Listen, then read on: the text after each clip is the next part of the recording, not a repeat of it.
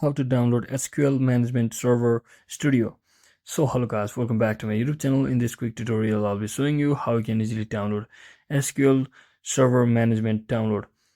So first thing, just head over to any web browser and simply search in for SSMS download, or you can also actually search in for SQL Server Management Studio directly and just tap on this first link, which is the official link, and simply scroll down. And if you don't have already downloaded SQL Server, you can download it from the top and just head over to step 2 of this website, which is the official SSMS file, and simply click on this download and you shall be successfully able to download. And just tap on this open file or run the setup file and click on run to successfully install the SQL Management Studio on your PC or laptop.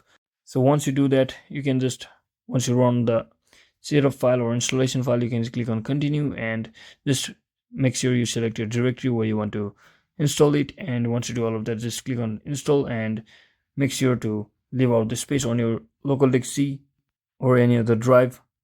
So thanks for watching guys. Don't forget to like and subscribe to the channel. See you on the next one.